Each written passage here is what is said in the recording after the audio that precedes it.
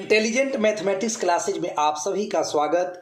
आज की इस वीडियो में हम लोग क्रमचय तथा संचय यानी परम्यूटेशन एंड कॉम्बिनेशन चैप्टर का विविध प्रश्नावली यानी मिसलेनियस एक्सरसाइज का प्रश्न नंबर 2 देखेंगे।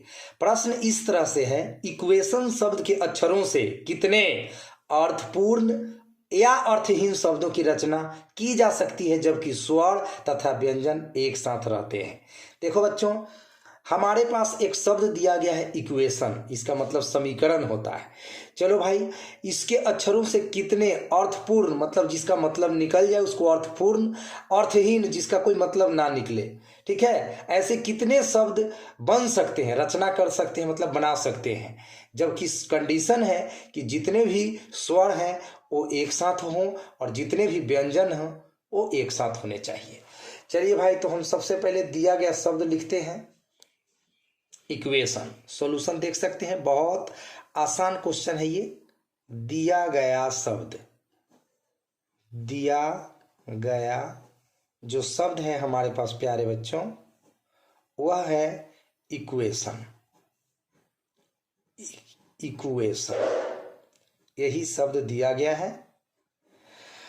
अब इसमें हमें देखना है कि स्वर कौन कौन है, तो प्रयुक्त स्वर लिख लेते हैं कि कौन कौन स्वर का प्रयोग हुआ है इक्वेशन लिखने में। प्रयुक्त स्वर, तो प्रयुक्त स्वर है बच्चों, इसमें ए दिख रहा होगा आप लोगों को, ए स्वर है, ए ई भी स्वर है, एंड ए ई आई भी स्वर है, एंड ओ भी स्वर है, एंड यू भी स्वर है, यानी पांचों का पांचों वॉवेल आपका यहाँ पर मौजूद है। चलिए भाई, इक्वेशन में अंग्रेजी के सभी वॉवेल्स यानी पांचों का पांचों वॉवेल्स यहाँ पर अवेलेबल है, मौजूद है। अब हमें देखना है कि प्रयुक्त व्यंजन कौन कौन है इसमें, तो प्रयुक्त व्यंजन को लिखते हैं हम लोग प्यारे बच्चों। प्रयुक्त व्यंजन यानी कौन कौन कॉन्सोनेंट आया है इक्वेशन के अंतर्गत, तो क्यू है कॉन्सोनेंट, एंड टी भी है कॉन्सोनेंट, एंड एन भी है कॉन्सोनेंट। तो इस तरह से टोटल कितने लेटर्स थे, 1 2 3 4 5 6 7 8, इसमें 5 गो वॉवेल और 3 गो कॉन्सोनेंट, यानी कि कोई छूट नहीं रहा है। अब कह रहा है कि हमें जितने भी शब्द बनाने हैं उसमें सभी स्वर और सभी व्यंजन एक साथ, यानी स्वर के साथ स्वर रहेगा, व्यंजन के साथ व्यंजन रहेगा। तो चलो भाई, हम टोटल स्वर का एक बंडल बनाते हैं और टोटल व्यंजन का एक बंडल बनाते हैं। चलिए, मतलब इस बंडल में ए ई आई ओ यू ये पांचों का बंडल बनाते हैं। बंडल बनाने का मतलब हुआ कि ये पांचों लेटर साथ में ही रहेंगे, आगे पीछे हो सकते हैं बट रहेंगे साथ में ही। अच्छा, और क्यू टी और एन, ठीक है बच्चों, क्यू टी और एन ये तीनों कॉन्सोनेंट्स हैं यानी कि व्यंजन है, इसका हम अलग बंडल बनाते हैं। अब सवाल उत्पन्न होता है कि या तो पांचों स्वर पहले और तीनों व्यंजन बाद में रख सकते हैं, या एक और ऑप्शन है हमारे साथ प्यारे बच्चों कि हमारी मर्जी हो तो हम तीनों व्यंजन यानी क्यू टी एन को पहले तथा पांचों वॉवेल्स को बाद में भी रख सकते हैं, यानी कि ए ई आई ओ यू, ठीक है। यानी दो स्टाइल है हमारे पास, दो तरीका है हमारे पास जिसमें कि सभी स्वर और सभी व्यंजन साथ साथ रहते हैं। या तो हम पांचों स्वर को पहले सजा दें और बाद में तीनों व्यंजन को सजा दें, या हम पहले ही तीनों व्यंजन को सजा दें और बाद में तीनों स्वर को सजा दें, कोई भी काम कर सकते हैं। तो स्वर और व्यंजन को आपस में हम कितने तरीका से सजा सकते हैं, तो 2 तरीका से, गुणा। अब ये जो पांचों स्वर है इसको तो आपस में आगे पीछे किया जा सकता है। जैसे ए फर्स्ट स्थान पर है, ए को हम सेकेंड स्थान पर भी रख सकते हैं, थर्ड पर भी रख सकते हैं, फोर्थ स्थान पर भी रख सकते हैं, फिफ्थ स्थान पर भी रख सकते हैं।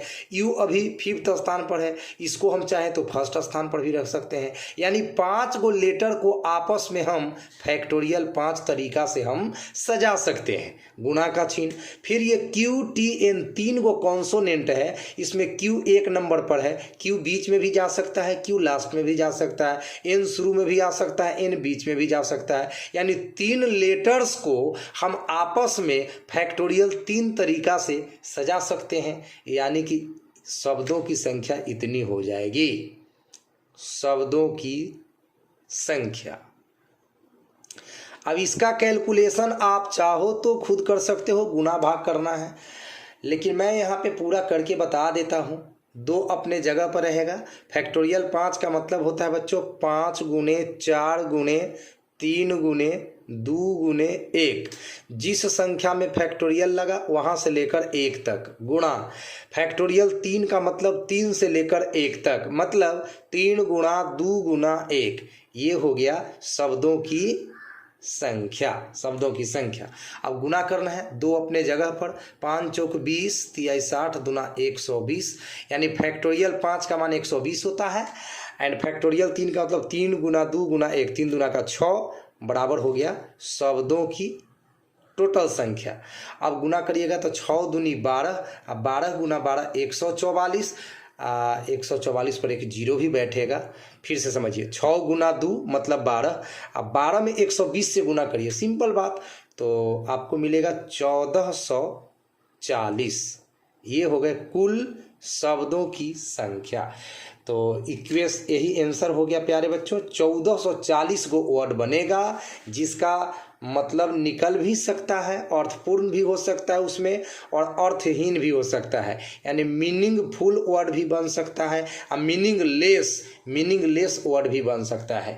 तो मैथ के इसी तरह के उपयोगी वीडियोस को देखने के लिए आप हमारे चैनल से जुड़ सकते हैं। यहाँ पे मैथ हम इजी शब्दों में बच्चों तक पहुँचाने का काम करते हैं। तो आज की इस वीडियो में इतना ही, अगले वीडियो में नेक्स्ट क्वेश्चन देखते हैं। Thank you so much.